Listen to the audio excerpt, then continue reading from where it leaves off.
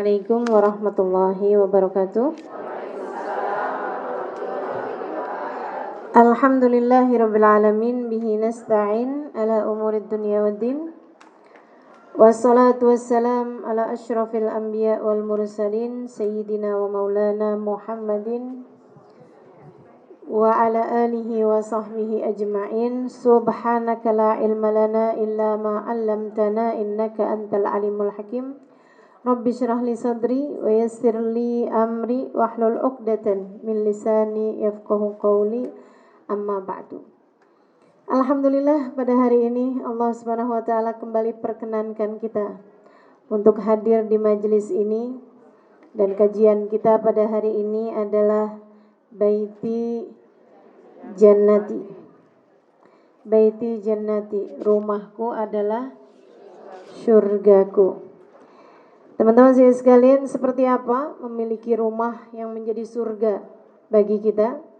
Akan kita bahas dalam pertemuan kali ini insyaallah. Namun sebelum itu, seperti biasa, kita akan awali dengan membaca suratul Fatihah. Bentar ya, saya keselimpet.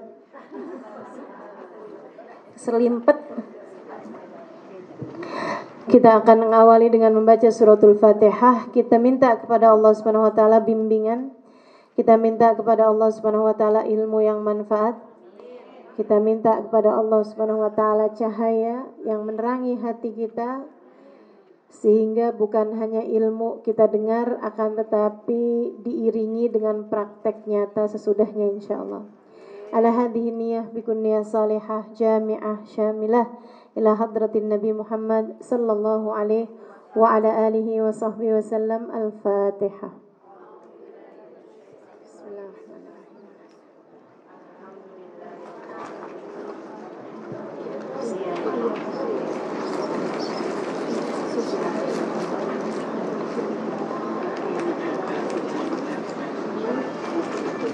Teman-teman sekalian saya muliakan, istilah Baiti Jannati, rumahku adalah surgaku, adalah berdasar dari apa yang disampaikan baginda kita Nabi besar Muhammad. Beliau menyebutkan ini dalam salah satu ucapannya, Baiti Jannati, rumahku adalah surgaku. Kalau istilah orang barat, gitu kan ya, rumah yang indah, seperti itu ya. Nah, teman-teman sekalian saya muliakan, untuk kita lihat apa sih yang dimaksudkan Nabi dengan Baiti Jannati, rumahku adalah surgaku. Oh ya, sebelum kita mulai, seperti biasanya mungkin ada yang belum tahu, untuk tidak ambil gambar baik foto maupun video yang sudah terlanjur tolong dihapus sampai pakai V ya saya baca. Dari pentingnya ini ya, bukan hanya penting lagi, sekarang penting. Jadi tolong dihapus ya dari HP-nya, karena saya biasa di luar memang berniqab, hanya ketika majelis saya buka biar lebih akrab. Ibu kan gak enak kalau ngelihat saya pakai cadar gitu kan, sambil mikir-mikir, ini Ustazah Halimah beneran apa KW nih? Itu, jadi saya buka cadarnya juga agar ibu-ibu dapat melihat senyum saya yang indah. Juga agar saya bisa ditulis bersedekah, sebab senyumanmu di wajah saudarimu adalah. Nah itu dia. Jadi sekali lagi mohon untuk jangan ambil gambar baik foto ataupun video. Kalau mau rekam suara dipersilahkan.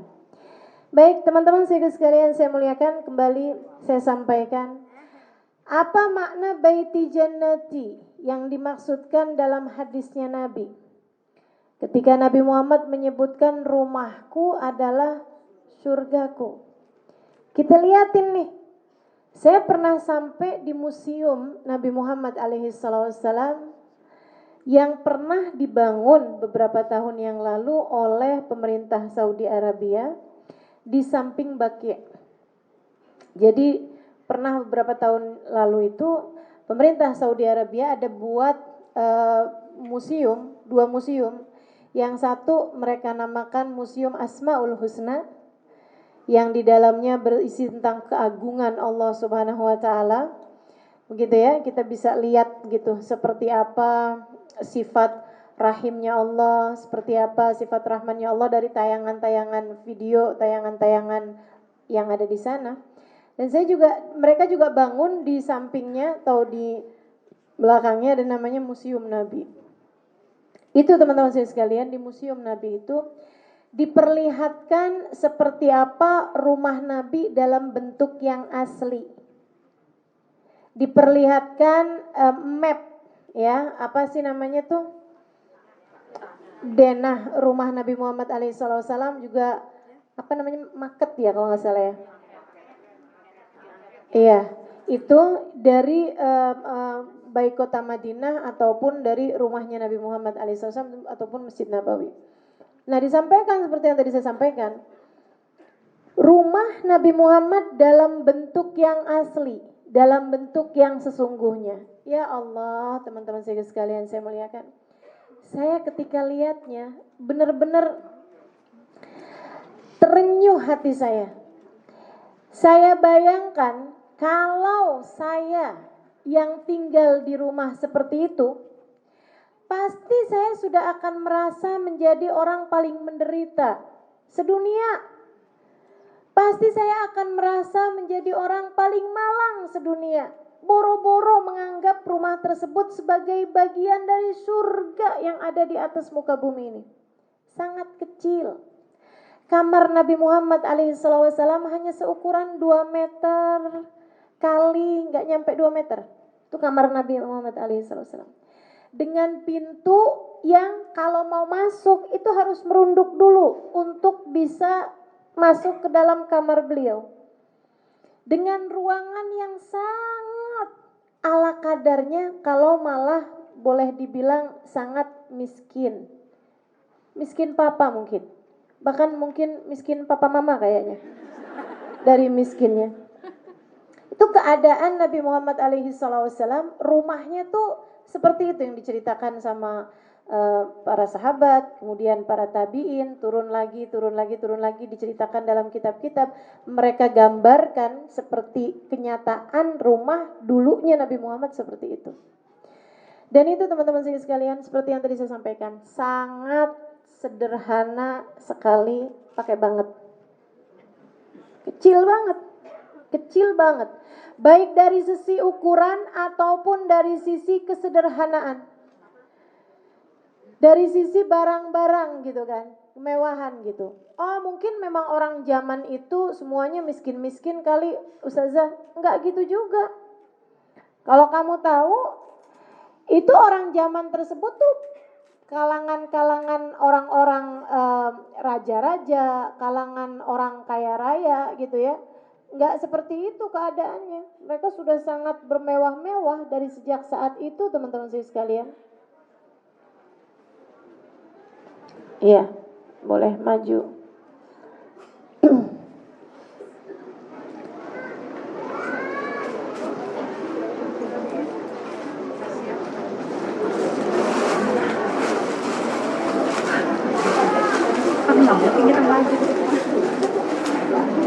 Iya. Memang kayaknya syarat majelis kita mah mesti gitu dah. Mesti umpel-umpelan.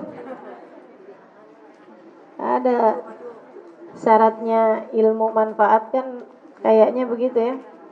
Wa idza qila tafassahu fil majalis fafsahu. Wa idza qila suzu fansuzu. Yarfa'illahu alladhina amanu minkum walladhina utul ilma darajat. Apabila disampaikan di majelis-majelis kalian, tolong luaskan. Maka saling meluas-luaskanlah. Kalau disampaikan kepada majelis kalian, udah kelar, bubar, pulanglah. Jangan berlama-lama. Apalagi kalau di rumahnya orang majelisnya. Kalau udah selesai pulang. Gitu ya. Apalagi kalau majelisnya diadakan di mall. Udah kelar pulang. Jangan pakai transit. Wa idza qila susu fansusu. Yarfa'illahu alladhina amanu minkum walladzina utul ilma darajat. Dengan kamu jalanin adabnya majelis seperti itu, maka Allah akan mengangkat derajat orang beriman di antara kalian dan derajat orang-orang yang berilmu di antara kalian. Nah, artinya bahwa kita buat diangkat derajatnya mesti ngerjain adabnya. Adabnya salah satunya adalah untuk meluaskan majelis. Ya.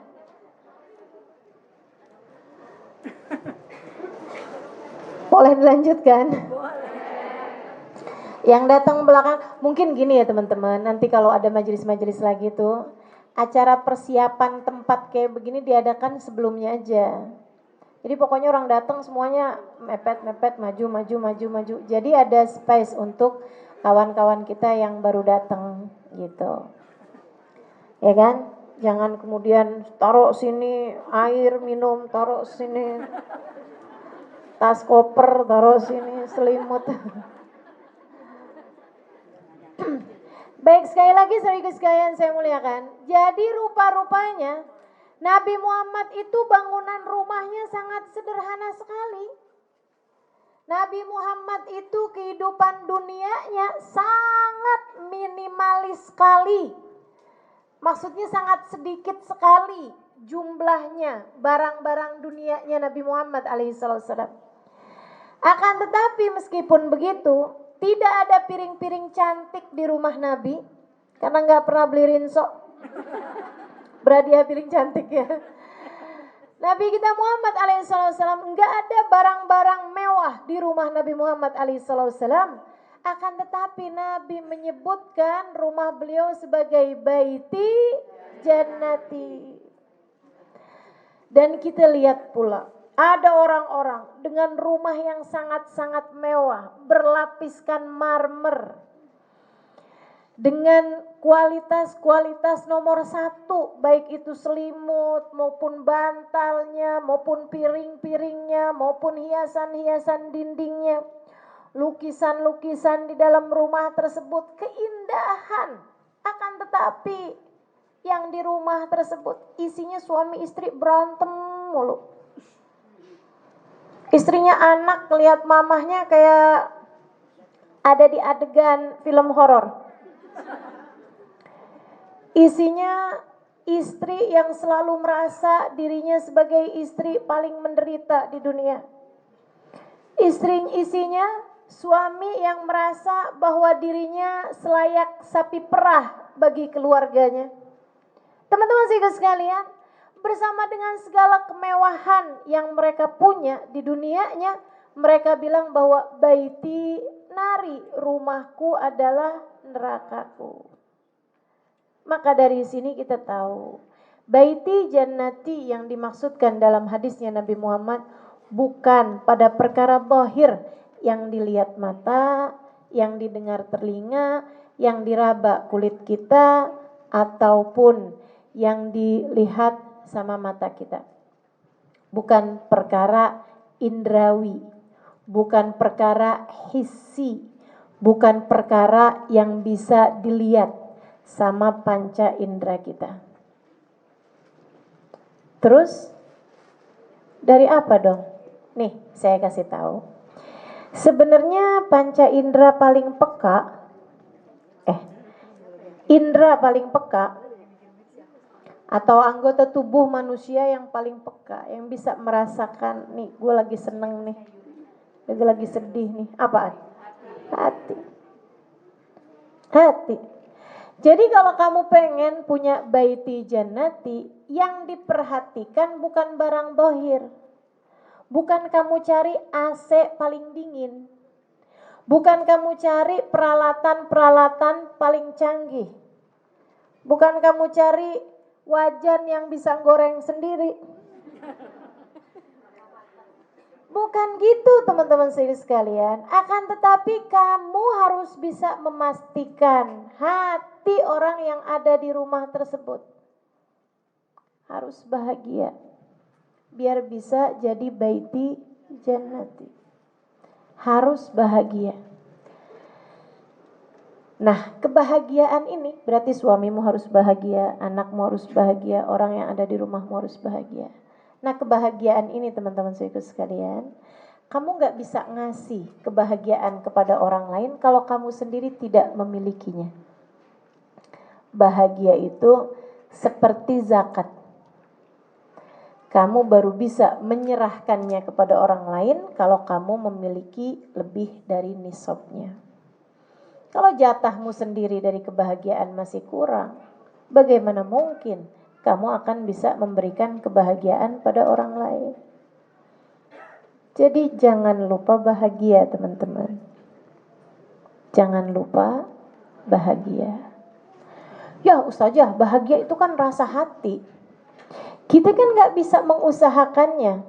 Nah, siapa bilang? Sehingga sekalian saya muliakan, bahagia itu rasa hati. Kita sih kepengennya juga semua orang bahagia nih Ustazah. Tapi kan gak semua orang sama Allah dikasih kebahagiaan. Kebahagiaan itu sesuatu hal yang diusahakan, saudaraku sekalian. Diusahakannya dari apa? Sekali lagi, karena ianya berada di dalam, maka tidak bisa diusahakan dengan sesuatu yang ada di luar. Kalau kamu mencari kebahagiaan dengan cara memiliki baju paling bagus, memiliki tas paling mewah, memiliki sepatu paling keren, memiliki kerudung yang paling cantik, misalnya gitu, memiliki suami paling ganteng, memiliki anak paling lucu-lucu. Kalau itu yang kamu anggap sebagai kebahagiaan, atau kamu termakan ikan sampai iklan-iklan yang ada di televisi tuh, kalau kamu pengen bahagia, muka kamu harus kinclong, badan kamu harus langsing. Kayaknya gitu selalu digambarkan dengan yang namanya kebahagiaan itu, kalau mukanya kusam terus langsung kayak cemberut gitu. Habis itu terus bersama dengan berlalunya waktu minggu demi minggu sesudah pakai pemutih, senyumnya ditambah lebih lebar, kan begitu ya? Itu iklan-iklan itu loh. Nah, kamu kalau memandang bahwa kebahagiaan itu kamu dapat dari sesuatu hal yang di luar dirimu, itu sama aja kayak nyari barang tapi tidak di tempat yang hilang. Kayak Nasruddin Koja kamu. Siapa tuh Nasruddin Koja? Nah, ini lucu nih. Nasruddin Koja itu di negeri kita siapa ya? Itu kayak Abu Nawas di Abu Nawas tuh di mana sih tinggal? Di Baghdad ya, Abu Nawas di Baghdad. Ada Nasruddin Koja, teman-teman sekalian. Itu tokoh lebih lucu dari Abu Nawas. Nasruddin itu satu hari lagi kelihatan nyari-nyari barang depan rumahnya. Dia ngeliatin, oh pakai cahaya bulan. Diliatin, nyari gitu. Akhirnya ada orang nanyain, Nasruddin, ada yang hilang? Apaan? Duit. Kamu lagi nyariin nih, dia sampai ikutan nyariin nih si temennya nih. Emang kamu hilangnya di mana, Nasruddin? Di rumah. Lah kamu ngapain nyarinya di sini, Nasruddin? Di rumah gelap.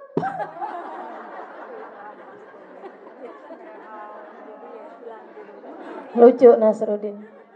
Ya Allah. Saya kalau suruh cerita Nasruddin nih lama nih, 1 jam habis cerita Nasruddin doang nih.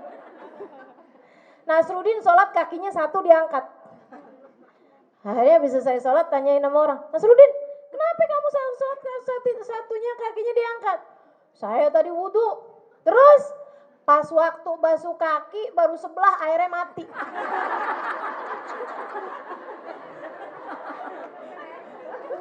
Jadi nih kaki sebelah belum suci, jadi saya nggak boleh ikutan sholat. Aduh ya Allah, lucu banget dah tuh si Nasruddin. Bener-bener tuh. Ada gitu orang kayak Nasruddin ya cara mikirnya.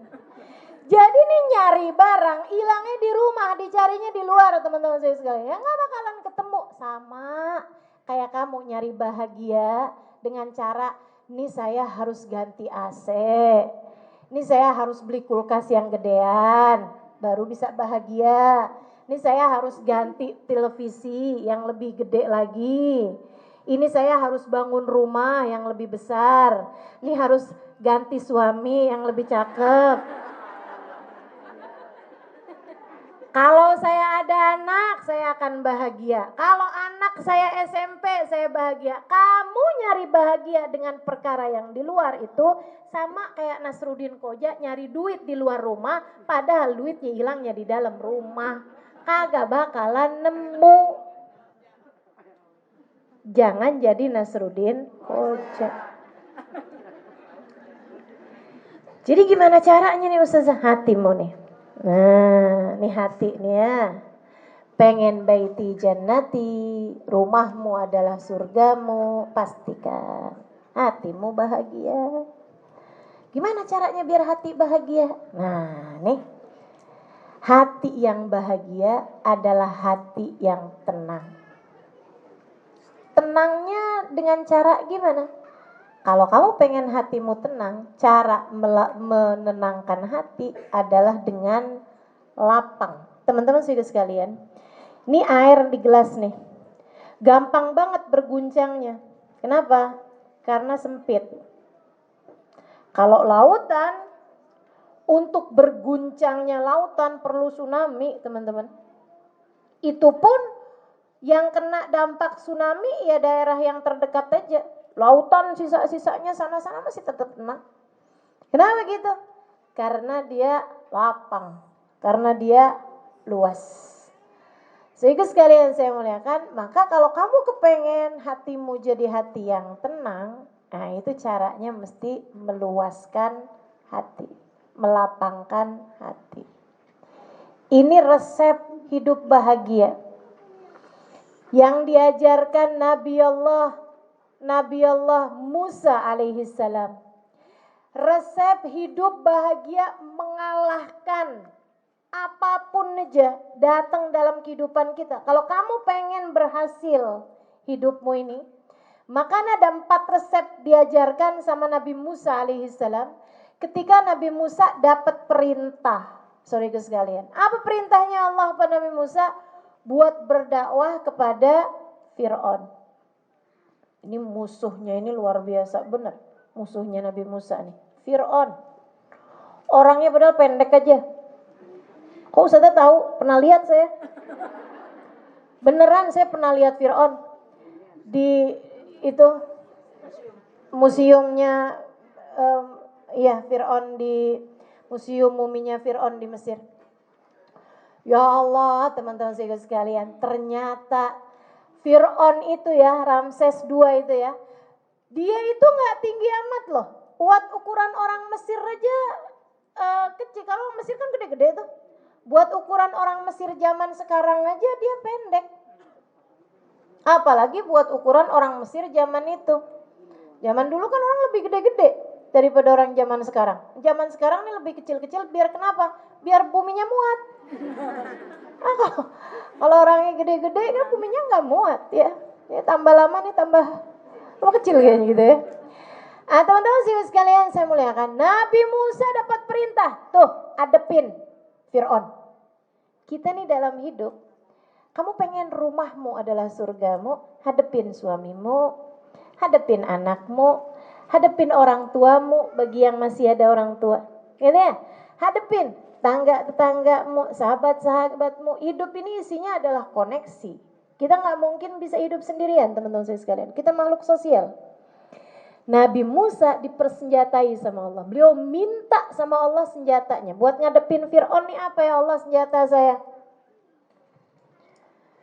Nabi Musa minta senjata sama Allah. Apa katanya?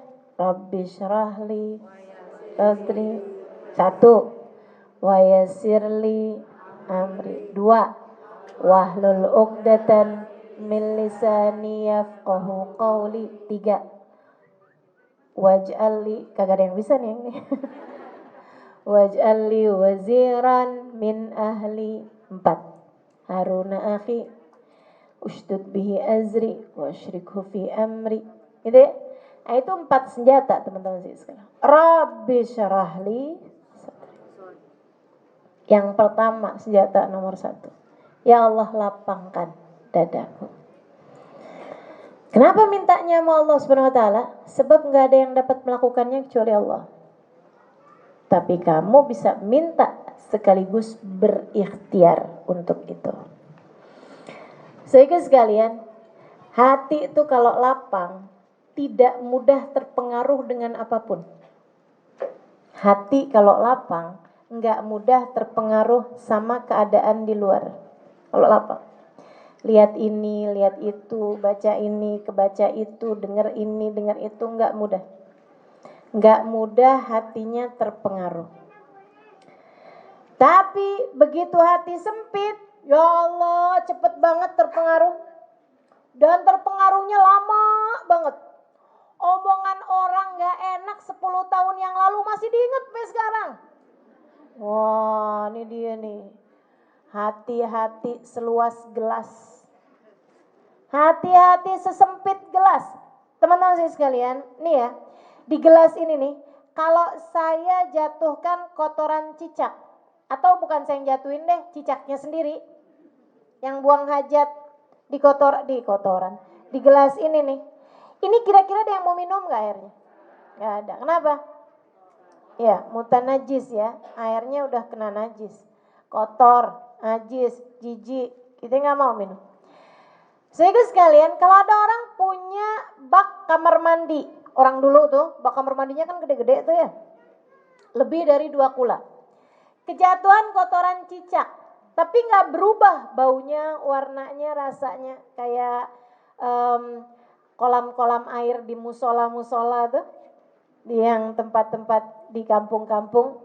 Teman-teman saya sekalian tuh kalau airnya kemasukan kotoran cicak, tapi nggak berubah bau warna rasanya, boleh nggak dipakai wudhu? Boleh. Tapi kalau kejatuhannya bangkai tikus, nggak boleh ya. Ada orang punya kolam renang nih, gede kolam renangnya, kejatuhan kotoran cicak, ngaruh apa nggak ngaruh? Nggak ngaruh.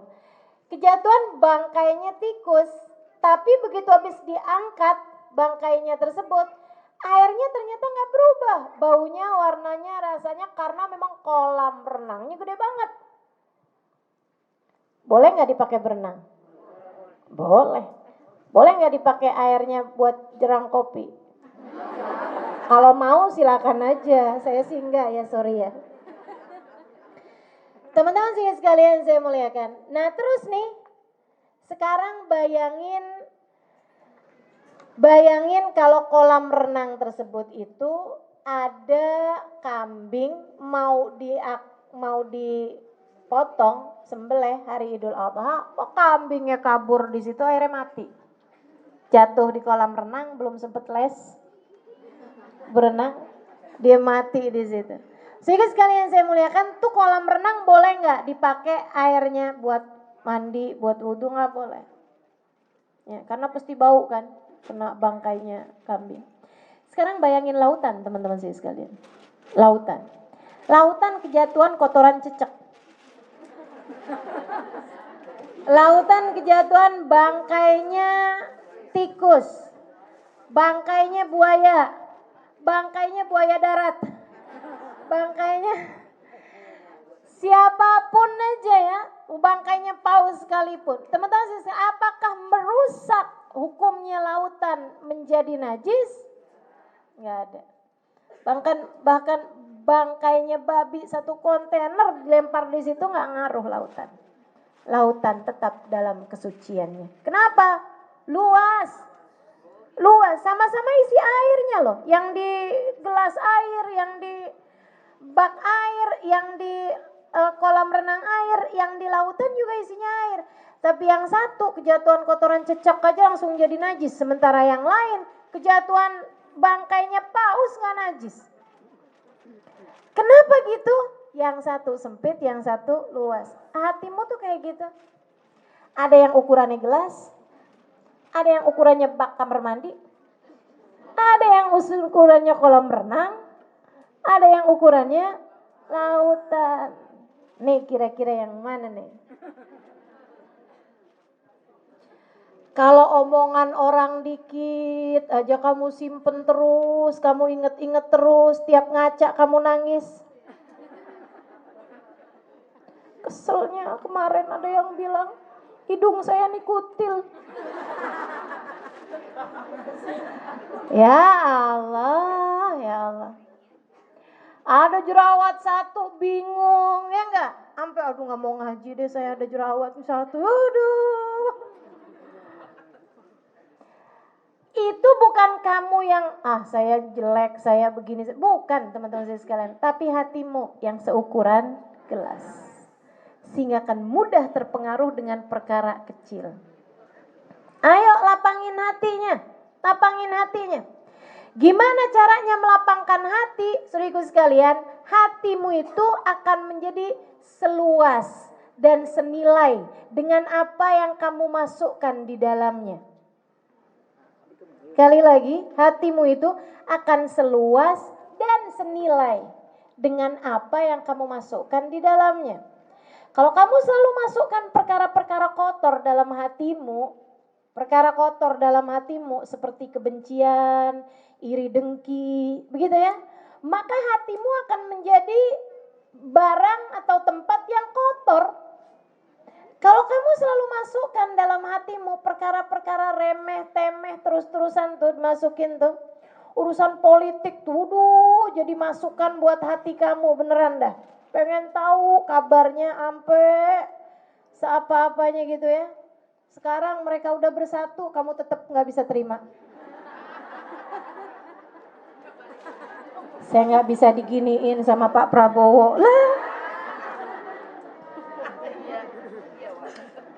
Ayolah teman-teman sekalian saya muliakan. Kamu masukin perkara-perkara yang gak berguna bagi kehidupan dunia akhiratmu, sekalian sekalian, itu akan membuat hatimu menjadi barang gak guna. Padahal di akhirat nanti satu-satunya yang kamu bisa andalkan untuk menjadi keselamatan bagimu pada hari itu adalah kamu datang dengan membawa hati yang selamat. Yauma la yanfa' mal wala banun illa man atallaha biqalbin salim. Hari itu enggak selamat orang bawa anak, enggak selamat orang bawa harta. Yang selamat adalah orang yang datang pada Allah dengan bawa hati yang selamat. Hatinya dipenuhi dengan kecemburuan. Wah, sampai benar-benar deh.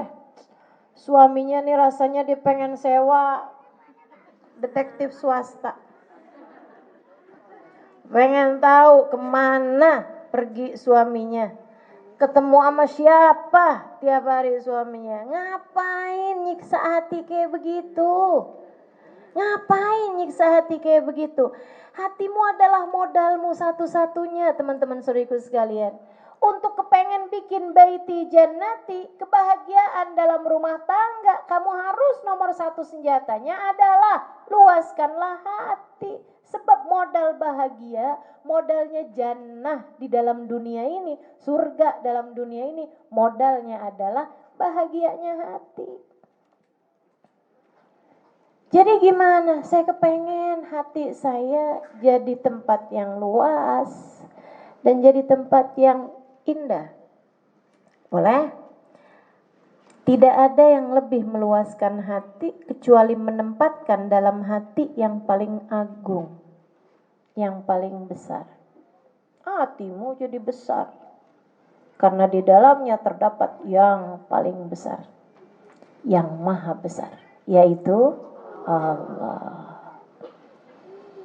Kalau ada Allah dalam hatimu, kamu ingat dalam tiap waktu. Ada Allah dalam hatimu yang selalu kamu ingat-ingat dalam hatimu itu. Maka hatimu akan menjadi tempat paling luas yang pernah ada. Enggak ngaruh sama apapun teman-teman saya sekalian. Ada Allah dalam hati. Bahkan orang-orang yang ada Allah dalam hatinya, ngelihat orang lain, ngelihat Allah. Sebagai semua manusia ini hambanya Allah. Ngelihat ayam, ingat Allah. Ayam makhluknya Allah. Ngelihat cecek, ingat Allah. Cecek adalah hambanya Allah. Ngelihat fulan. Semuanya hamba Allah subhanahu wa ta'ala. Ngelihat kebaikan orang, dia melihat Allah sedang berbuat baik. Ngelihat kejahatan orang pada dirinya, dia pun melihat ada seseorang yang Allah Subhanahu wa taala jadikan sebagai pembelajaran dalam kehidupan saya. Dia ngelihat Allah dalam setiap kejadian. Dia melihat Allah pada siapapun, teman-teman saya sekalian. Bahkan dia melihat suaminya sebagai hambanya Allah, yang Allah jadikan sebagai kunci surga saya berada di tangannya. Dia lihat anak-anaknya sebagai hambanya Allah, yang Allah jadikan kelanjutannya ketika dia meninggal dunia nanti, anak-anak akan menjadi orang-orang yang menjadi kelanjutan dia, mengalirkan entah pahala ataukah dosa baginya. Dia melihat Allah pada diri siapapun. Dia melihat Allah pada tiap apapun. Pada saat itu hatinya akan menjadi hati paling lapang. Ada Ali Zainal Abidin bin Husain bin Fatimah bintun Nabi sallallahu alaihi wasallam, anak dari cucunya Nabi Muhammad. Saudara sekalian, satu ketika ada orang marah-marahin beliau karena memang sebenarnya marahnya dijadikan sayembara. Siapa yang bisa bikin marahnya Ali Zainal Abidin dapat hadiah. Ada orang datengin Ali Zainal Abidin marah-marah tengah jalan. Dasar malun, dajjal, wih segala macem. Gitu aja gak pernah ada yang gituin ya. Karena pakai bahasa Arab. Pakai bahasa Indonesia sih sering. Kurang ngajar lo begini. Waduh udah deh. Abis-abisan Sayyidina Ali Zainal Abidin dicaci maki. Ali Zainal Abidin dicaci maki seperti itu. Beliau gak tahu ya masalah sayembara-sayembaraan ini ya. Karena yang ngadain kan orang Yahudi nih. Beliau gak tahu perkara itu. Tapi beliau dicaci maki orang. Beliau senyum aja. Sampai orangnya selesai. Didengerin sama dia. Serius didengerin. Gimana bisa masuk surga orang kayak kamu nih? Kamu nih kerja begini begitu. Dikata-katain abis-abisan. Beliau senyum aja. Sampai orangnya selesai. Habis orangnya selesai beliau tanya, maaf Pak, alak haja akdiha. Ada keperluan Bapak yang bisa saya bantu? Orangnya bengong aja. Saya tuh dari tadi marah-marah sama kamu tahu. Takutnya gitu kan. Oh saya gak ngerti bahasa Bapak misalnya gitu. Kata Sayyidina Ali Zainal Abidin, nah saya tahu. Bapak dari tadi marah-marahin saya udah tahu juga. Tapi apa yang Bapak sebutkan itu adalah sedikit dari aib saya yang Bapak tahu. Allah telah menyimpannya untuk saya lebih banyak lagi daripada itu. Ya Allah, terima kasih telah Engkau tutupi aib-aibku di antara hamba-hamba-Mu. Padahal aib apa yang beliau punya, teman-teman saya sekalian? Tiap malam 1000 rakaat. Aib apa yang beliau punya? Bersedekah sampai bikin orang semadinah gak ada pengemis sepanjang hidup beliau. Aib apa yang beliau punya? Kita nih kalau dikata-katain orang, bener semua yang diomongin, tapi kita marah. Bener gak? Coba diingat-ingat, Ingat-ingat. Kita kalau dimarahin orang, kalau kita dengerin, ih bener banget nih. Tapi kita marah, sembarangan aja loh. Iya. Kamu ngatain saya begini, begitu, kamu sendiri. Wih. Luar biasa, kita balikin gitu ya. Kenapa bisa begitu Ali Zainal Abidin dimarahin orang? Sesuatu yang gak ada pada dirinya beliau gak marah. Kenapa? Karena ngelihat orang marah, Allah Subhanahu wa taala ada ambil bagian dalam hal tersebut. Enggak ada orang bergerak, enggak ada orang berkata, enggak ada orang berbuat apapun tanpa izin Allah. Tanpa takdir Allah, teman-teman saya sekalian. Enggak ada orang bisa nyerempet mobil kita tanpa izin Allah. Kalau gitu enggak usah kita masalahin, masalahin tetap aja enggak apa-apa. Tapi kamu enggak boleh enggak maafin dia, itu masalahnya. Kalau kamu nggak maafin orang, itu kamu udah lupa bahwa dia adalah hambanya Allah. Nggak ada sesuatu terjadi tanpa izin Allah. Jadi ikut sekalian saya mulakan. Ali Zainal Abidin ketika dimarahin nggak hilang senyumnya, dia ngeliat Allah semua kok. Allah lagi gerakan dia untuk bicara begini, begitu, begini.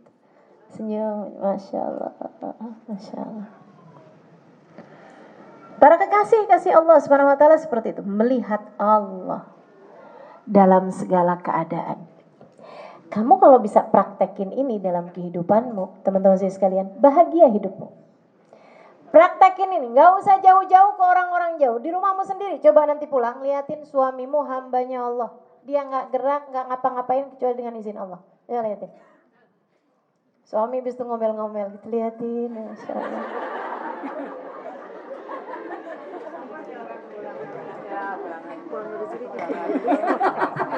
Ada gitu. Orang lagi belajar tauhid kayak begini nih, dicaci maki orang di jalan, diliatin sambil takjub. Orang bilang, saya ini dari tadi lagi marah-marah sama kamu tahu. Maaf. Saya kira. Maksud kamu gimana sih? Saya dari tadi lagi marahin kamu tahu. Ya saya lagi ngeliat, luar biasa banget Allah bikin mata kamu mengecil, membesar.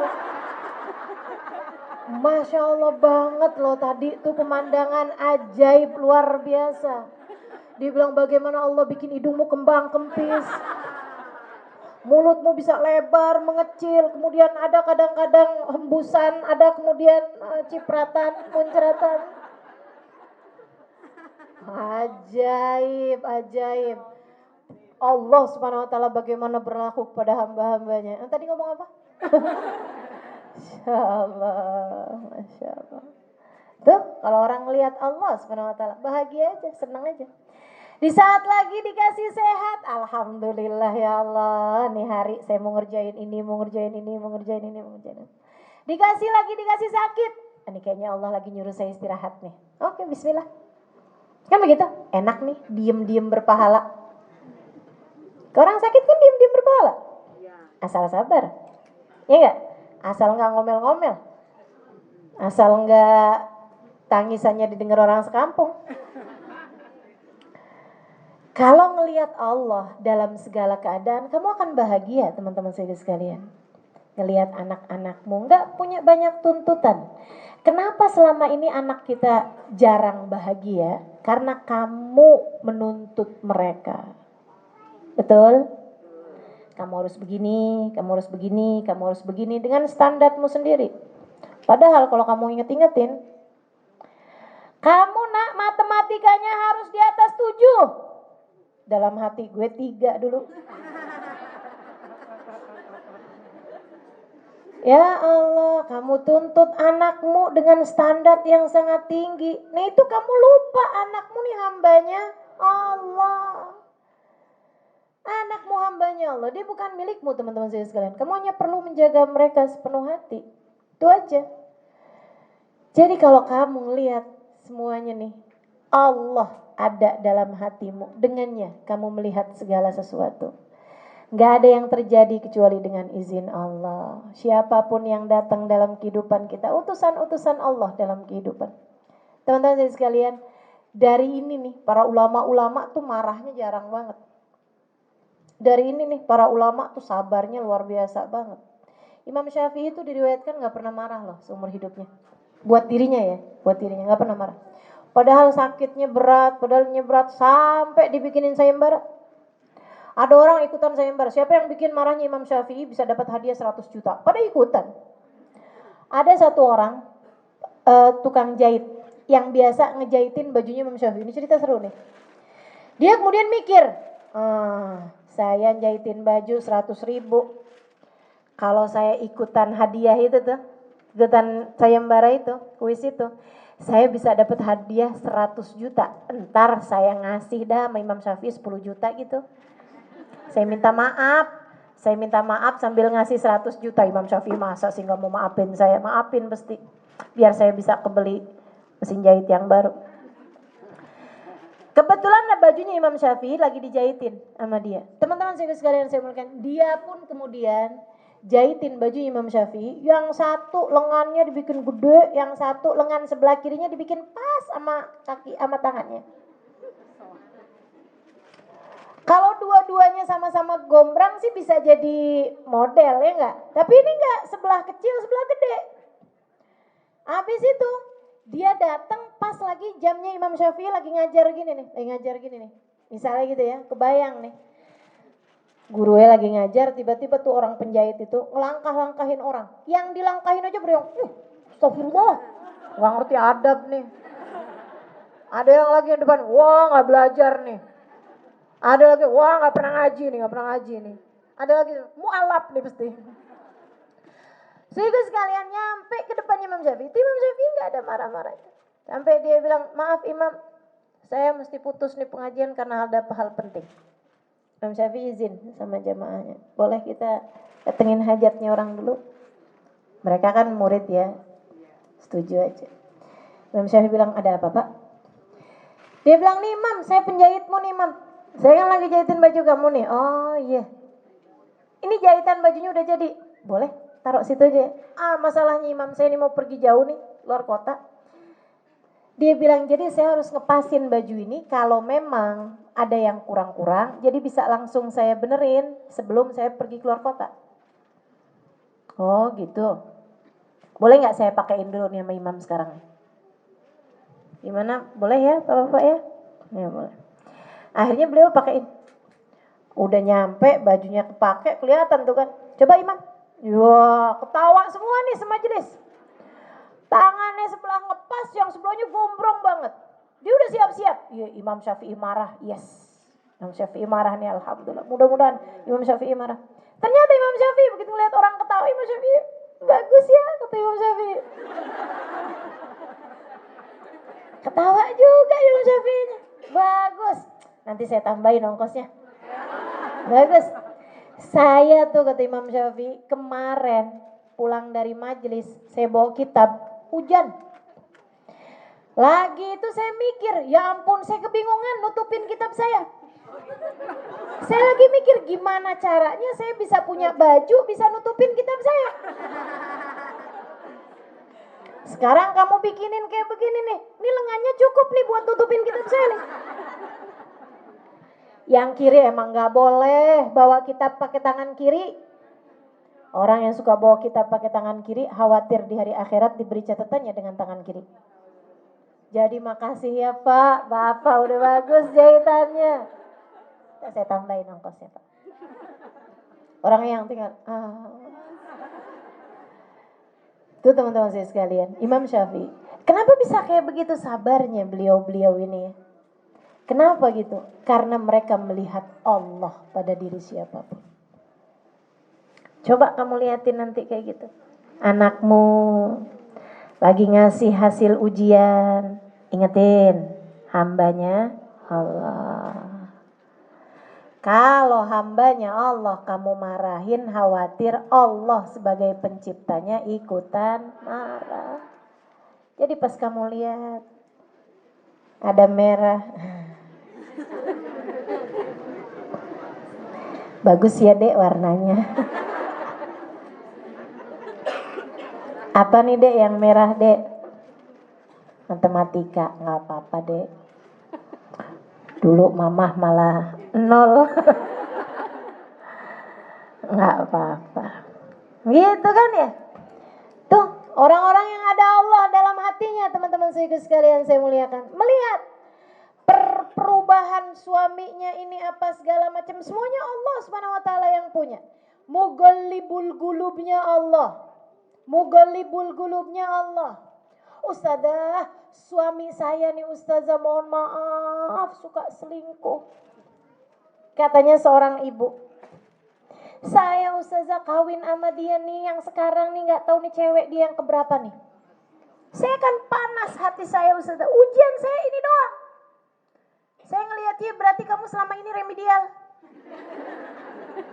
Kagak naik-naik ujiannya itu doang. Ngulang mulu dalam hidup. Ada yang salah dari caramu mengerjakan ujian, teman-teman sekalian. Kamu lupa bahwa suamimu adalah hambanya Allah. Kamu lupa bahwa dirimu adalah hambanya Allah. Terus mesti gimana Ustazah kalau kayak begitu? Karena yang sering bikin rumah tangga jadi baitinari ini urusan kayak begini nih. Adanya wanita ketiga yang sekarang dikenal dengan istilah pelakor. Bikin rumah jadi kayak di neraka. Betul? Betul? Dia nggak jawab nih karena belum pernah nikah. Dia nggak tahu ya. Jadi teman-teman sekalian, ini gimana nih caranya nih ngadepin kayak begitu? Mesti Rabbi syarahli sadri. Satu hal yang kamu ingat teman-teman sekalian, ini ya, imanmu nih ada kaitannya sama bagaimana caramu menghadapi ujian. Kalau ada suamimu main perempuan, yang dimaksudkan dengan ujian tersebut semua pihak. Suamimu lagi dapat ujian berupa hatinya yang sama Allah lagi dikasih jatuh cinta pada perempuan lain dan yang menyedihkan bukan dirimu. Kan begitu? Halo? Sedih kan kalau ingat itu, tapi jangan sedih ya. Itu satu nih.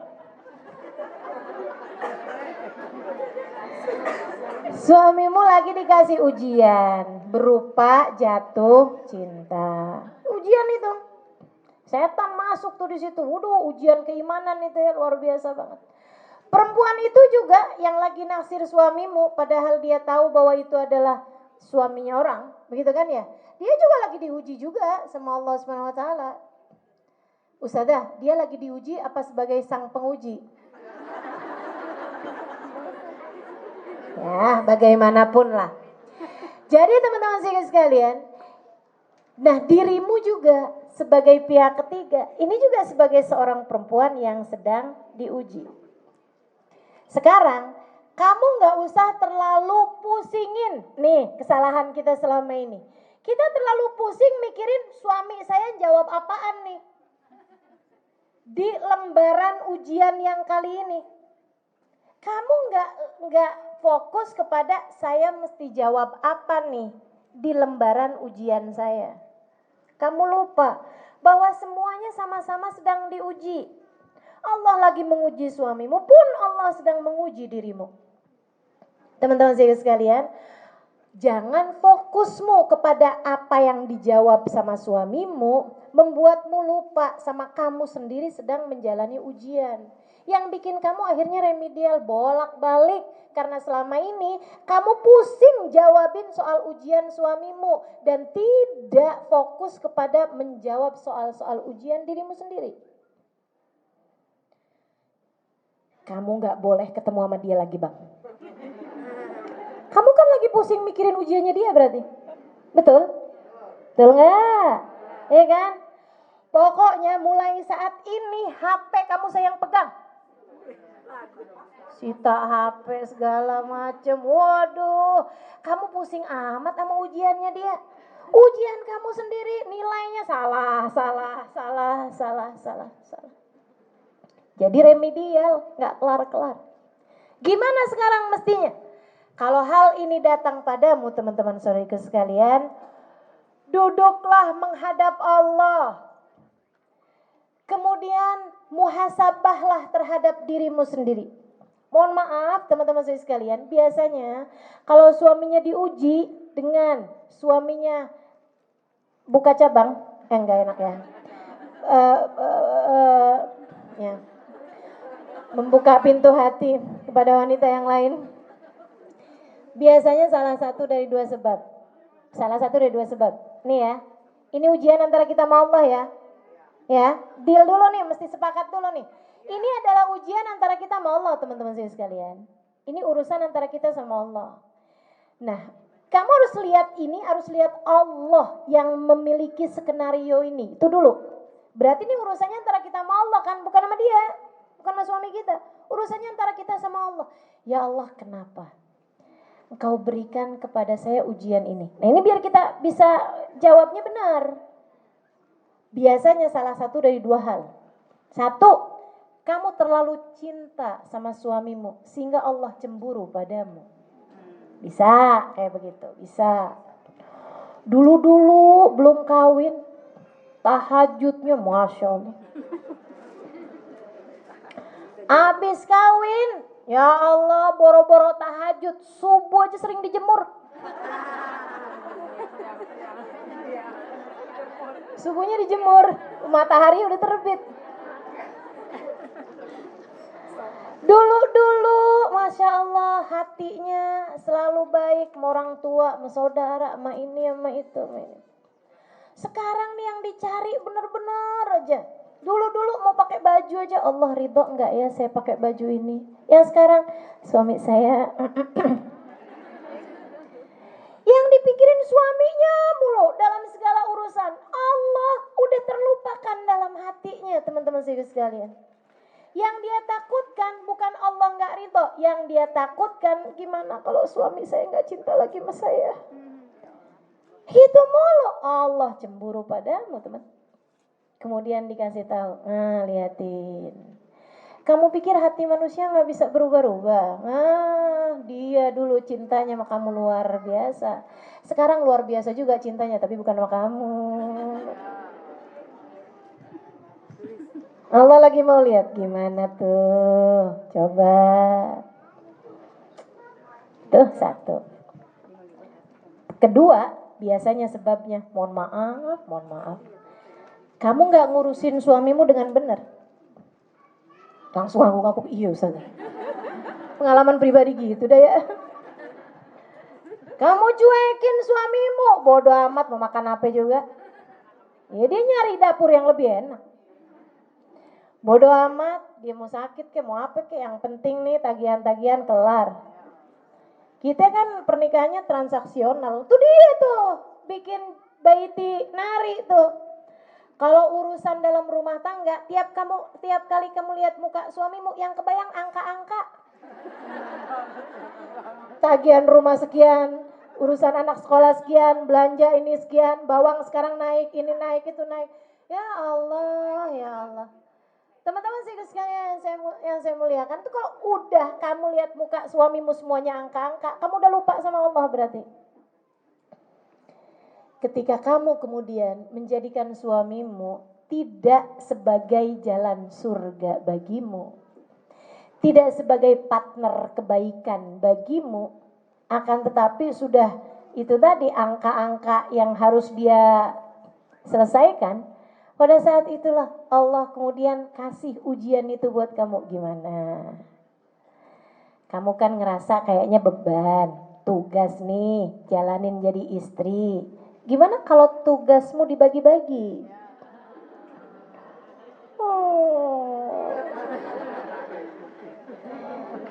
Nggak rela juga kan? Gitu loh. Jadi kamu harus tahu teman-teman sekalian, di saat hati suamimu sedang berpaling darimu, itu adalah cara Allah untuk menegurmu, entah dari kesalahan nomor 1, entah dari kesalahan nomor 2. Terlalu cinta sama dia sampai mensekutukan Allah dengannya secara tidak sengaja, secara tidak dia sadari, atau kamu selama ini cuekin dia sehingga kemudian dia merasa tidak lagi dicinta oleh istrinya, tidak mendapatkan apa yang seharusnya didapat dari istrinya, dan dia kemudian berpaling hati. Tapi semuanya, dua-duanya adalah dari Allah SWT untuk menegurmu, teman-teman sekalian. Kalau kita udah tahu sebabnya, iya sih yang nomor 1, saya tuh terlalu cinta banget sama dia, saya tuh sayang banget sama dia. Kalau gitu, itu adalah cara Allah untuk menegurmu, teman-teman saudariku sekalian. Gitu kan? Ya Allah, ternyata cinta siapapun dapat berpaling dari hatiku. Hanya cinta-Mu ya Allah yang tak akan berpaling dariku. Aku tak akan pernah meninggalkan-Mu ya Allah. Sebab bagaimanapun suamiku aku cintai, pasti juga akan ada datang waktu aku berpisah darinya. Entah dia mati duluan, ataupun saya duluan nahlilin dia. Sama aja.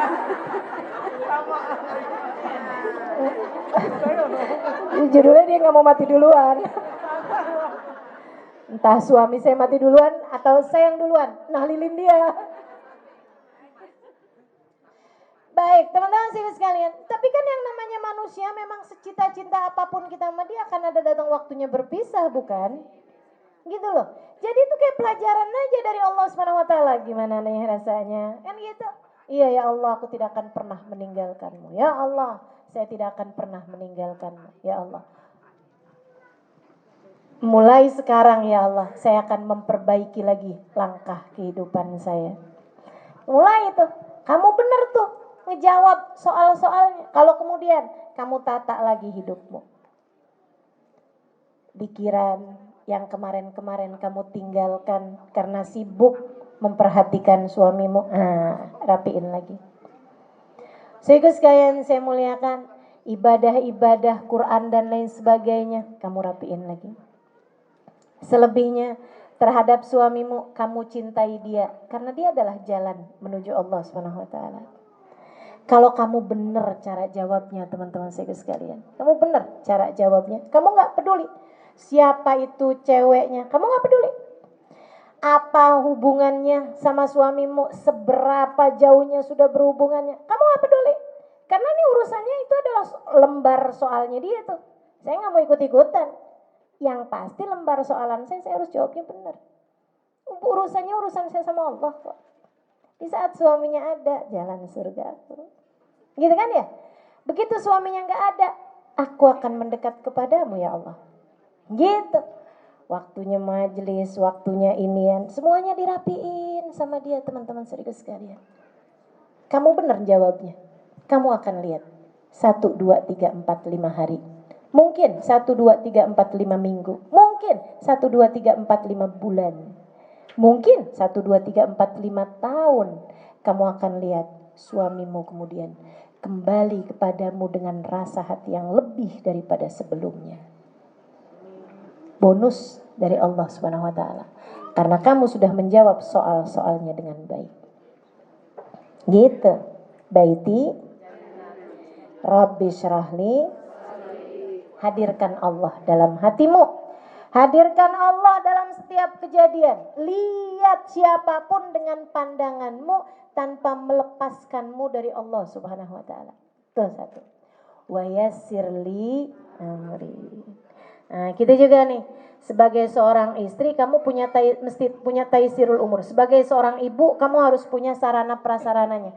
Apa tuh taisirul umur? Ilmunya ada, sarana prasarananya ada, begitu ya teman-teman sekalian. Itu akan membuatmu jadi lebih mudah untuk meraih baiti jannati tadi itu.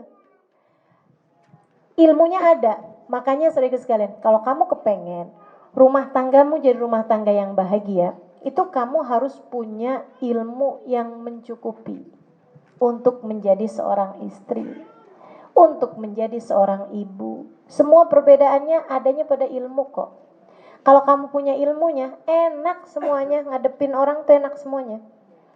Ngadepin suami begini begitu segala macam, kalau punya ilmunya enak loh. Kalau ada ilmunya. Suami marah-marah, teman-teman saudara sekalian, kamu mesti punya ilmunya. Apa ilmunya? Orang kalau lagi marah-marah, seringnya nggak lagi marah sama kamu, tapi lagi marah sama dirinya sendiri, sama keadaan entah apa yang ada di luaran sana. Jadi kalau kemudian dia lagi marah-marah, dia berada dalam nerakanya sendiri, kamu jangan mau ketularan, tetaplah berada dalam surgamu. Jadi kalau suami lagi marah-marah, bilangin dalam hatimu aja, oh suami saya lagi ada dalam nerakanya, saya nggak mau ketularan, saya mau ada di surga aja. Jadi biarin suami aja yang marah, kamu jangan ikut-ikutan. Kamu tuh begini. Maafkan saya, memang saya salah, maaf ya. Gitu. Tuh, jangan kamu ikutan kesel. Itu namanya dia lagi ada di neraka, kamu diajak-ajakin ke neraka dia dan kamu mau. Jangan mau teman-teman saya sekalian, jangan mau. Itu namanya ilmu tuh, taisirul umur. Gitu ya, minta sama Allah dikasih ilmunya. Minta sama Allah Subhanahu wa taala dikasih semua perlengkapannya untuk jadi istri yang solehah. Gitu kan ya? Dikasih itu. Karena rizki juga perlu sebagai taisirul umur tadi ini. Kalau kemudian keadaannya tidak memungkinkan ini apa, aduh susah banget. Kita kadang-kadang sebagai manusia akhirnya jadi agak imannya nggak mencukupi untuk itu ya. Yang kalau kayak Nabi Muhammad, Sayyidah Fatimah, Sayyidah Khadijah gitu kan, dibuat miskin kayak gimana, kemiskinan tidak bisa mengalahkan mereka-mereka, tidak bisa mematahkan mereka-mereka. Nah kalau kayak kita, kadang-kadang nih kalau dibuat susah terus-terusan kehidupan ekonomi kita, akhirnya kemudian kita jadi terpatahkan karenanya. Makanya kita minta sama Allah juga, wa yassirli amri. Ya Allah kasih kemudahan saya untuk dapat melakukannya. Kasih taisirul umur. Ya Allah, ya Allah. Gitu ya, minta dikasih juga. Minta dikasih rizki yang mudah, gitu kan ya. Minta dikasih ilmu yang mencukupi. Minta dikasih keadaan-keadaan yang membuat urusan kita menjadi mudah. Ini kan kalau misalnya saya udah terlanjur nih, udah jadi istri nih, tapi nggak punya ilmunya. Kalau gitu jangan pernah berhenti-berhenti ngaji. Hadir di majelis-majelis ilmu, bikin kamu jadi faham. Oh ternyata memang ada perbedaan yang sangat mencolok antara laki-laki dengan perempuan. Gitu kan ya? Ya kamu bisa pelajari itu teman-teman saya sekalian. Laki-laki itu menceritakan sesuatu permasalahan biasanya kalau udah selesai. Sebagai bentuk kebanggaan dia. Kemarin sih emang susah sih, tapi alhamdulillah sekarang udah teratasi begini begitu. Kalau perempuan menceritakan permasalahan sebagai bagian dari mencari solusi. Makanya semakin banyak masalahnya perempuan semakin cerewet. Karena lagi nyari solusi kan. Semakin banyak ngomongnya perempuan kalau lagi ada masalah. Laki-laki ketika dia sedang ada masalah, dia pasti akan banyak diamnya. Karena dia sedang mencari solusi. Nanti kalau udah kelar baru dia akan cerita sama istrinya. Ini kan yang sering kali jadi permasalahan dalam rumah tangga kita kan. Kamu kok diam aja sih bang? Kamu gak nganggap saya ya? Kamu lagi ada masalah nih, pasti ayo cerita sama saya cerita. Kamu gak mau cerita, jangan-jangan kamu udah ada orang yang kamu ceritain ya. Kamu tenggelam dengan pikiran kamu sendiri teman-teman saya sekalian. Makanya ininya Asma bintu Khorijah itu nasihatnya seorang perempuan soleh Asma bintu Khorijah kepada istrinya, itu kepada anaknya ketika berangkat ke rumah suaminya. Indah banget katanya Asma bintu Khorijah, dan ini saya tuliskan di buku Muhasabah Cinta. Nggak keburu waktu kita untuk membahas itu, tapi kalau teman-teman mau baca lengkapnya ada tuh di buku Muhasabah Cinta, membangun surga dalam rumah tangga. Daripada saya panjang-panjang ceramah, mending baca sendiri aja ya. Itu katanya Asma bintu Khorijah, salah satu petikan nasihat beliau kepada putrinya. Dia bilang, nak, kalau suamimu sedang ingin mendekat, mendekatlah. Tapi kalau suamimu sedang ingin menjauh, menjauhlah. Anakku sayang, spasi seringkali dibutuhkan agar bacaan lebih mudah dibaca. Kalimat lebih mudah dimengerti. Kalau kamu ngelihat tulisan gak pakai spasi, gak bisa dibaca. Demikian pula kalau hubungan suami sama istri nih, deket banget sampai kamu gak ngasih spasi sama suamimu, gak ngasih jarak sama suamimu, di mana suamiku ada, aku harus ada di situ juga. Semua keadaan suami saya harus saya tahu dong. Saya kan istrinya, gitu ya. Nah ini teman-teman saya sekalian, kalau kayak begitu modelnya, kamu gak akan bisa baca apa-apa loh dalam diri suami kamu. Gak bisa baca malahan. Cintanya dia kamu gak bisa baca. Sayangnya dia kamu gak bisa baca. Perhatiannya dia kamu gak bisa baca. Suamimu pun gak bisa baca apa-apa darimu. Orang begini banget kok mukanya. Kita tuh gak akan bisa ngelihat apa-apa kalau terlalu dekat. Betul? Suara tuh kalau diteriakkan dengan terlalu gaduh di telinga kita gak kedengeran suara apa itu, dia ngomong apa itu gak kedengeran. Jadi mestinya bikin jarak antara mu sama suami, gitu ya. Gak apa-apa, gak harus bareng-barengan terus kemana-mana. Yang masalah deket itu bukan masalah fisik teman-teman saudaraku sekalian, tapi hati. Tapi hati yang mendekat itu. Jadi mesti belajar ilmunya. Mesti ada ilmunya. Suamimu lagi ngangkat telepon, kemudian dia menjauh. Ya udah dia pengen menjauh. Ngapain kamu Kepo. Di saat suami lagi pengen menjauh, kamu malah deketin. Di saat suami lagi mau mendekat, sayang, tadi tuh ya waktu di kantor, oh iya udah lagi tidur di posisinya nih, lagi tiduran. Ada kejadian menarik loh. Oh gimana tuh si bapak yang itu loh? Iya gimana bang? Cerita ada panjang lebar, mana dia nih? Ini ulah kita nih, ulah kita nih. Di saat suami lagi pengen mendekat, kita menjauh. Di saat suami lagi pengen menjauh, kita malah mendekat. Nggak ngerti ilmunya. Gitu kan ya? Nah sekarang kita udah ngertiin ilmunya nih. Gitu. Jadi teman-teman saudaraku sekalian, pengen bikin baiti jannati, gitu kan? Nomor 1 syaratnya Robbi syrahli. Nomor 2 syaratnya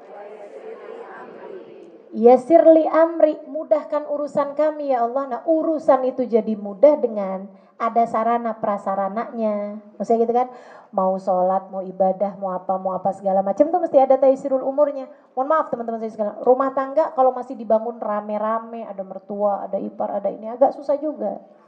Nah kita minta sama Allah, ya Allah rizkikan biar bisa tinggal bersama dengan suami dan anak-anak kami. Sehingga kalau ketemu mertua kan bisa enak, betul nggak? Karena kan nggak selalu tiap hari ketemu, nggak segala macam semuanya kelihatan, kan begitu ya? Nah itu mesti doa. Tapi bersama dengan itu pun kalau ternyata harus tinggal bersama dengan mertua juga, tetap minta Robbis syrahli sadri wa yassirli amri. Ya Allah miliki hatinya untuk bisa melakukan dengan cara yang terbaik.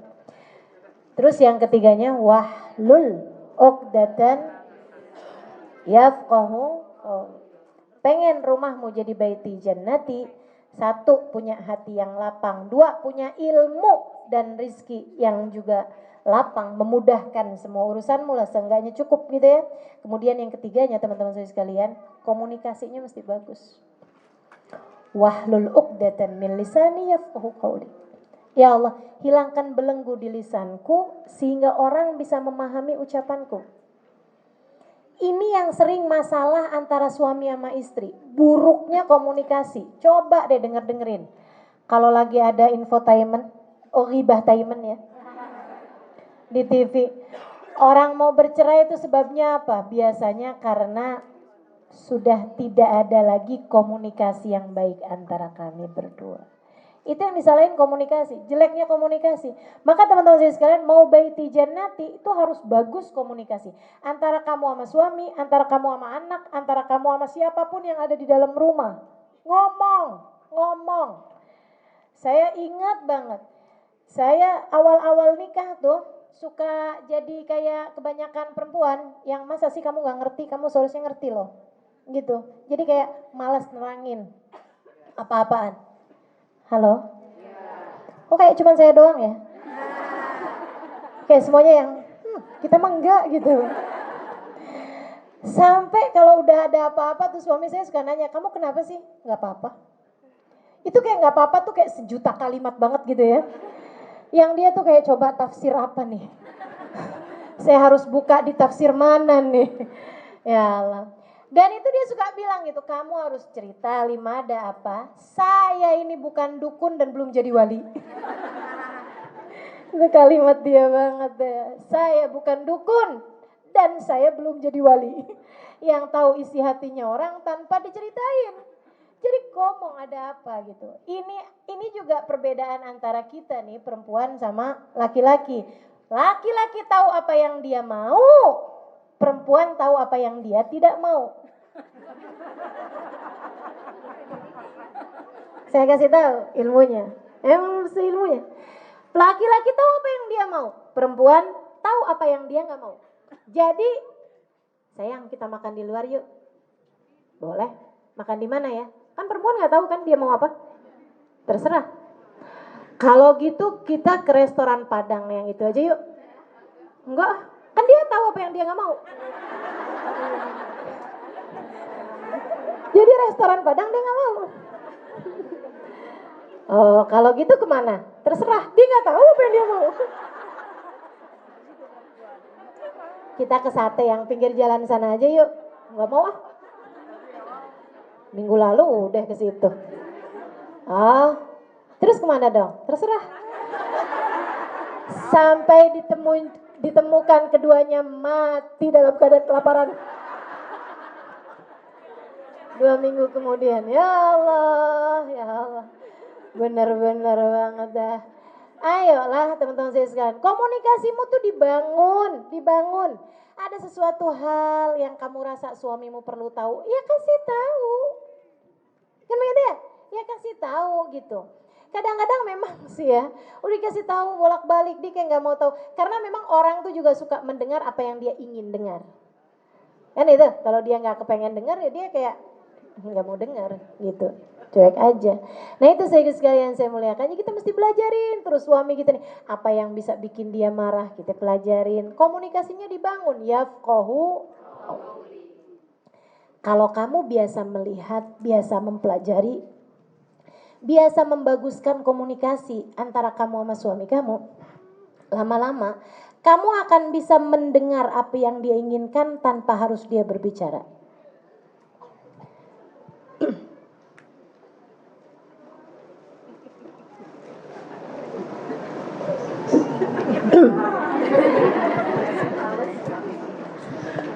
Saya minum air doang diliatin. Udah pengen. Jadi saudara sekalian saya muliakan, yafqahu. Sama anak juga gitu. Komunikasinya yang bagus mana? Diomongin, diobrolin. Emang ujungnya di ilmu juga saudara sekalian. Saya punya anak ponakan saya. Kebetulan bibinya belajar ilmu psikolog. Itu kami dulu zaman kami belum tahu-tahu ilmunya. Kalau kami pengen jalan, ini sebagai orang-orang dewasa ini loh. Kalau kami pengen jalan, anak ini nggak mau kami ajak, biasanya kami akan sembunyi-sembunyi. Bahkan dengan cara kerudungnya dimasukin duluan ke dalam tas. Jadi kita nggak pakai kerudungan dalam rumah, ntar dipakai kerudungannya di luar rumah, di halaman kita pakai buru-buru masuk mobil, anak ditinggalin. Abis itu tinggal baru udah dia nangis, gitu kan ya? Begitu aja tuh kerjaannya gitu. Zaman kita dulu nggak ngerti ilmu komunikasi. Nah sekarang nggak kayak gitu. Sekarang dikasih tahu, anak-anak tuh kasih tahu. Saya sampai heran, emang anak umur 2 tahun ngerti? Ngerti. Coba nih kita cobain. Itu teman-teman saya sekalian, kasih tahu aja. Kalau kamu misalnya nggak kepengen ngajak dia, kasih tahu. Nak, mama nih nak mau pergi ke majelis, gitu kan.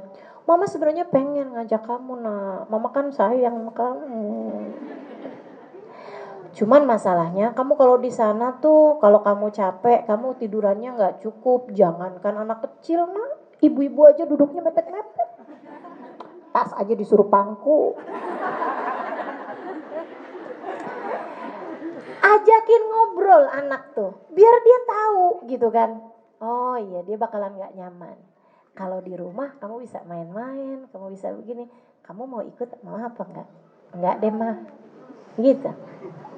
Enggak deh mah, gitu. Oh ya udah kalau gitu ya. Ya, mama jalan dulu ya nak ya. Nanti mama di sana doain kamu, gitu. Nanti mama pulang-pulang bawain dah cendol. Di bawah tuh ada yang dagangan cendol. Baik, jadi teman-teman sekalian saya muliakan, komunikasi wahlul uqdatan min lisan yafqahu qawli. Ini yang sering saya sampaikan kepada semua teman-teman dimanapun. Kamu kalau sedang berbicara sama suamimu, berbicaralah sebagai seorang istri kepada suaminya. Beda loh. Pembicaraan istri kepada suami itu beda dengan pembicaraan seorang ustadzah kepada jamaahnya. Betul kan? Nah ini kesalahan kita nih seringkali nih ibu-ibu nih pulang pengajian mendadak jadi ustazah. Di rumahnya ngelihat suaminya masuk kamar mandi pakai kaki kanan, astagfirullah.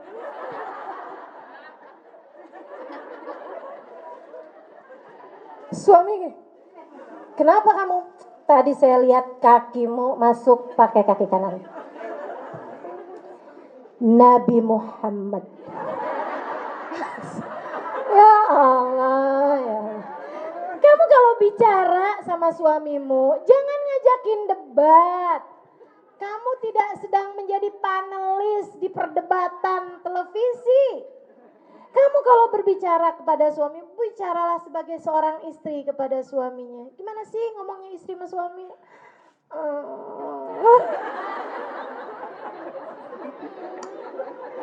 Tapi kan saya kangen. Tuh, istri kalau ngomong sama suami tuh kayak gitu.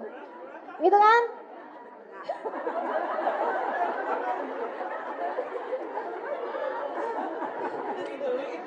Maksud saya itu loh, kalau kamu mau bermanja-manja, orang yang paling pantas mendapatkan kemanjaanmu adalah suamimu.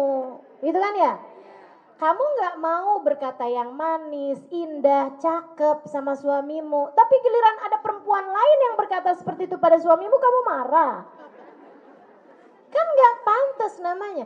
Kalau bicara sama suami, bicaralah sebagai seorang istri kepada suaminya. Penuh sayang, penuh cinta, saya mengerti keadaanmu bang. Gitu kan, kamu selalu bisa saya andalkan. Apalah hidup saya ini kalau gak ada kamu, saya susah banget bang. Di luar saya bisa jadi seorang ustazah. Tapi di dalam rumah saya hanya istrimu bang.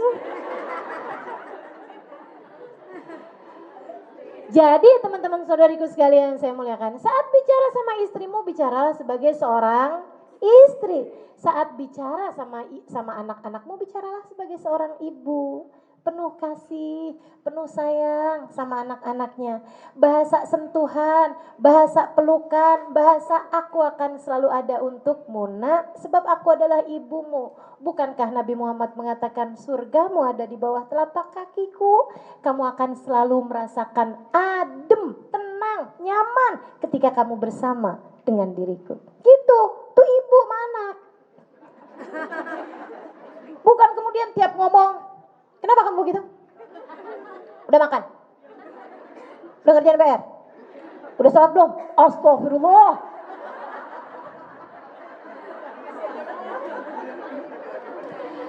Aduh, ya Allah, ya Allah. Kamu kalau bangunin anak tidur untuk sholat subuh, ya kan ya? Bangunilah dengan cara ibu membangunkan anaknya. Pegang kakinya. Nabi kayak gitu kalau bangunin Sayyidah Fatimah. Pegang kakinya. Sama Nabi dipegangin kakinya. Panggil nama kesayangannya. Itu cara Nabi Muhammad membangunkan putrinya, teman-teman saudara sekalian.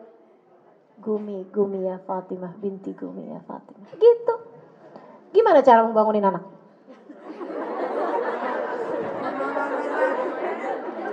Ustazah, udah segala macam cara Ustazah. Terakhir keran pindah Ustazah. Oh, sian tuh yang jadi anakmu ya Allah, ya Allah. Kalau kamu bicara sama orang tuamu, bicaralah sebagai seorang anak kepada orang tuanya. Makasih ya Ma, makasih ya Mi, makasih ya Bah, makasih ya Ayah, makasih ya. Alhamdulillah. Ayah gimana kabarnya? Sehat ya. Umi gimana kabarnya? Sehat Mi. Saya pengen Umi selalu sehat. Umi yang sehat ya, Umi yang seneng ya. Gitu, tuh bahasa anak orang tua. Biar bikin baiti jannati. Jangan kemudian masuk rumah ibunya nanya, kamu dari mana? Pengajian Mi. Nggak ada yang berasa nih kayaknya. Ya Allah. Ya, bismillah insyaallah mudah-mudahan. Rabbi shrah li sadri, yassir li amri. Yang keempat, yafqahu qawli waj'ali waziran min ahli. Minta diberi kekuatan berupa orang-orang di sekeliling yang berada dalam jalan yang sama dalam kehidupan. Suami istri itu visi misinya mesti sama. Apa itu? Surga sebagai tempat berakhirnya kita. Gitu. Sama anak-anak juga visi misinya mesti sama. Waj'ali waziran min ahli. Ya Allah, kuatkan aku dengan orang-orang yang di sekelilingku, membantu aku. Haruna akhi. Aku minta Harun ya Allah. Nah, kita juga gitu sama Allah SWT. Ya Allah, jadikanlah kami, aku, suamiku, anak-anakku masuk surga bersama-sama ya Allah. Sebab aku mencintai mereka. Rasanya tak mungkin membayangkan surga tanpa mereka ada bersama denganku. Jangan pisahkan kami dunia hingga akhirat menuju surgamu ya Allah. Minta teman-teman serius sekalian, kuat kamu jika satu visi misi bersama dengan suamimu itu. Menjadikan tempat terakhir kita adalah jannati. Nah di surga nih kita nikmati deh surga kita bersama-sama dengan keluarga kita selama ini untuk mudah-mudahan nanti masuk surganya Allah SWT kelak di sana. Wassallallahu ala sayyidina Muhammadin wa ala alihi wa sahbihi wasallam. Walhamdulillahi rabbil. Iya, kita akan baca suratul Fatihah. Kita niatkan untuk seluruh jamaah majelis seluruh panitia majelis taklim An-Nafisah. Kajian ini adalah kajian An-Nafisah dengan panitia